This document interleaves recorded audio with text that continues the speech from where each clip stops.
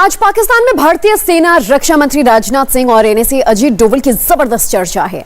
आज राजनाथ सिंह ने पाकिस्तान को सर्जिकल स्ट्राइक फिर से याद दिलाई और भविष्य में पाकिस्तान के साथ क्या कुछ हो सकता है इसका एहसास भी दिलाया। पाकिस्तान तालिबान को लेकर अपने ही बिछाए जाल में फंस गया है। पाकिस्तान ने बहुत सोच समझकर प्लान तालिबान बनाया था, लेकिन अजीत डोवल की एंट्री के बाद पाकिस्तान का दांव उल्टा पड़ गया। हैदराबाद में राष्ट्रीय सुरक्षा सलाहकार मौजूद थे और लखनऊ में रक्षा मंत्री राजनाथ सिंह मौजूद थे। दोनों के बीच 1340 किलोमीटर की दूरी थी। दोनों अलग अलग मंचों से बोल रहे थे, लेकिन राजनाथ सिंह हो या फिर अजीत डोवल, दोनों ही फ्यूचर वॉर की बात कर रहे थे। ये साइंस और टेक्नोलॉजी का युग है और देश का रक्षा मंत्री होने के नाते मैं कह सकता हूं, भविष्य में जब भी युद्ध होंगे, ईश्वर करे कि युद्ध हो ही ना, तो युद्ध दो देशों के सेना के बीच नहीं होंगे। युद्ध होंगे रोबोट से होंगे, टेक्नोलॉजी के माध्यम से युद्ध होंगे। उनका प्रयोग होगा युद्ध करने में। मनुष्य मनुष्य से नहीं लड़ेगा। वह कितने विध्वंसक होंगे इसकी कल्पना भी नहीं की जा सकती। भविष्य के युद्ध कितने हाईटेक एडवांस होंगे ये रक्षा मंत्री राजनाथ सिंह ने समझाया, लेकिन इतने एडवांस युद्ध लड़ना हर किसी देश के बस की बात नहीं होगी। ऐसे में फ्यूचर में कैसी जंग का सबसे ज्यादा खतरा है वो एनएसए अजीत डोवल से समझिए। The new frontiers of war, what we call as the fourth generation warfare, is the civil society. Wars have ceased to become an effective instrument of achieving their political or military objectives. They are too expensive and unaffordable, and at the same time, there is an uncertainty about their outcome. But it is the civil society that can be subverted, that can be suborned, that can be divided, that can be manipulated to hurt the interest of a nation. And you are there to see that they stand fully protected. Ajit Doval जिस युद्ध के बारे में समझा रहे हैं, उसका मौजूदा वक्त में सबसे सटीक उदाहरण अफगानिस्तान है, जहां पर कम से कम खून खराबा में तालिबान ने सत्ता पर कब्जा कर लिया। लेकिन ये जंग पाकिस्तान ने जीती है। ना सामने आए, ना गोली चलाई, ना बम गिराए, और फिर भी अफगानिस्तान में उनकी हुकूमत हो गई। If the internal security fails, no country can be great. If the people are not secure, people are not safe, they cannot rise to their potential, probably the country can never grow. आजादी के 100 साल बाद हिंदुस्तान की तस्वीर कैसी होगी? दुनिया में भारत कहां खड़ा होगा? पाकिस्तान का तब तक क्या हाल हो चुका होगा? चीन की चालबाजी कितनी कम हो जाएगी? भारत को कैसे युद्ध लड़ने होंगे? डोवल डॉक्ट्रिन में हर एक पॉइंट का, हर एक मुद्दे का एकदम क्लियर जवाब है। You will all see 100th year of the India's independence and beyond. It will be a different India at that time.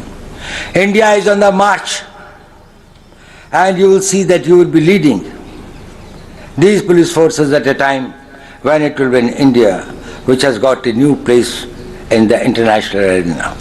It will be a country that will be known for its many achievements and many accomplishments. It will be one of the lead nations.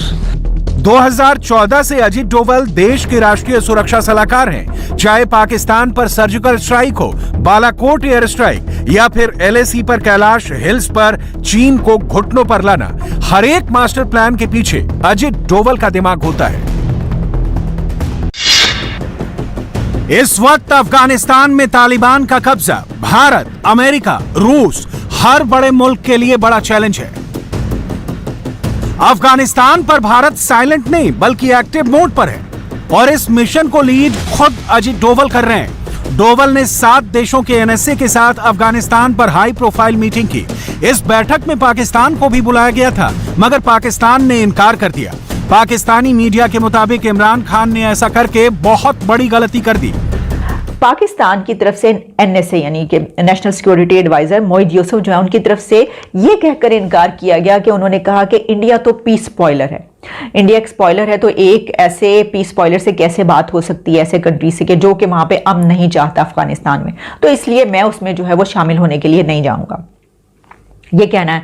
तो सवाल तो ये है कि TLP जो है वो piece spoiler नहीं है, यानी वो उसने जो पाकिस्तान में किरदार अदा किया टीटीपी जो है, क्या वो भी एक स्पॉइलर का किरदार नहीं अदा करती रही, बल्कि वो जो कुछ हो चुका उनके नतीजे में।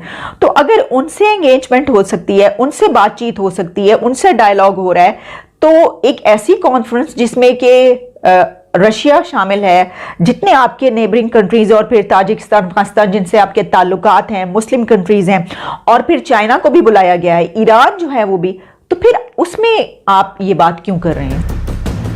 पाकिस्तान का प्लान था अफगानिस्तान में तालिबान तख्ता पलट करेगा और अफगानिस्तान को पाकिस्तान अपने हिसाब से चलाएगा, लेकिन पाकिस्तान यही गलती कर गया, क्योंकि जहां पर पाकिस्तानी जनरल बाजवा ने सोचना बंद कर दिया, वहीं से डोवल ने काम करना शुरू किया।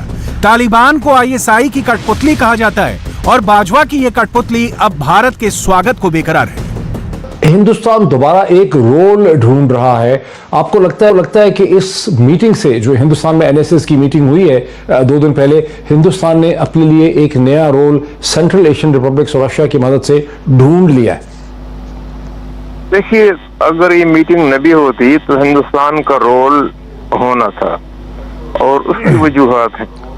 सबसे पहली बात तो ये है कि हिंदुस्तान सेंट्रल एशिया से अपनी जो एनर्जी रिक्वायरमेंट्स हैं, एक बड़ी 3 हिस्सा सेंट्रल एशिया से इंपोर्ट करता है, और उसके लिए रास्ता अफगानिस्तान ही का है। तो मैं समझता हूँ कि इस पे अगर आप तालिबान से भी बात करें तो वो यही आपको कहेंगे कि हम हिंदुस्तान के, रूस के साथ अगर हम ताल्लुकात कायम कर सकते हैं, रूस को हम एम्ब्रेस कर सकते हैं, जिन्होंने अफगानिस्तान के साथ क्या किया सन 80 की दहाई में, तो अगर रूस को वो अपने करीब कर सकते हैं, तो हिंदुस्तान ने तो कोई ऐसी हरकत नहीं की। हिंदुस्तान के साथ भी वो ख्वाहिशमंद है कि वो अच्छे ताल्लुकात कायम कर लें।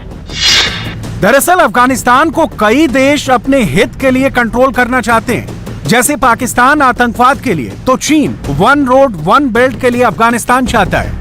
रूस अमेरिका को सबक सिखाने और अपना प्रभाव दिखाना चाहता है, जबकि भारत अफगानिस्तान में अपनी परियोजना को पूरा करना और शांति चाहता है। इमरान खान और बाजवा को सबसे ज्यादा डर अजीत डोवल का ही है, क्योंकि वो जानते हैं डोवल के लिए सबसे पहले भारत है।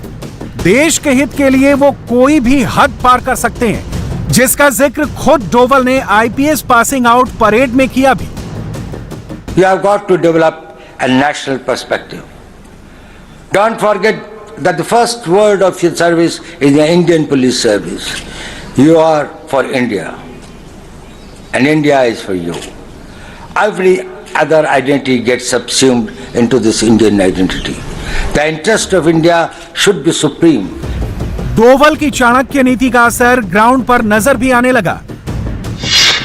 अफगानिस्तान मुद्दे पर अमेरिका भारत के साथ है, रूस को सबसे ज्यादा भारत पर भरोसा है, फ्रांस हिंदुस्तान के सपोर्ट में है। इसके अलावा अफगानिस्तान के पड़ोसी मुल्क Iran, Tajikistan, Turkmenistan, Uzbekistan, Kyrgyzstan, Kazakhstan Bharat के साथ हैं। चीन को भी मजबूरी में भारत का साथ देना पड़ेगा और पूरी दुनिया में पाकिस्तान अकेला पड़ जाएगा। जिस सेंट्रल एशिया के रूट को पाकिस्तान भारत के लिए बंद करना चाहता है, वो पहले से ज्यादा खुल गए। अजय डोवल ने इसको होस्ट किया, इंडिया ने होस्ट किया, और ये रूस ने प्रपोज किया था कि ये मीटिंग इंडिया में की जाए। तो ये बड़ी इंपॉर्टेंट मीटिंग थी। अब अगली मीटिंग 2022 में होगी, जो चौथी रीजनल सिक्योरिटी डायलॉग होगा, वो 2022 में होगा। तो मैं समझता हूँ डिप्लोमेटिकली और फॉरेन पॉलिसी के हवाले से इंडिया का ये मास्टर स्ट्रोक था। और उन्होंने देखे ना, अब 1947 में अंग्रेजों ने जब बंटवारा किया, तो उन्होंने, माउंटबेटन ने और इन्होंने, अंग्रेजों ने हमला किया जम्मू कश्मीर की रियासत पे, और उसका मकसद ही ये था कि जो है वो काटा जाए, हिंदुस्तान का रास्ता जो है वो काटा जाए और उसको ना दिया जाए रास्ता सेंट्रल एशिया को। लेकिन आज पूरा सेंट्रल एशिया दिल्ली में बैठा हुआ था। डोवल की सबसे बड़ी खासियत उनका आत्मविश्वास और ग्राउंड वर्क है। वो टारगेट की ताकत और कमजोरी की पूरी रिसर्च और स्टडी करते हैं। पाकिस्तान और तालिबान पर भी डोवल की रणनीति तैयार है।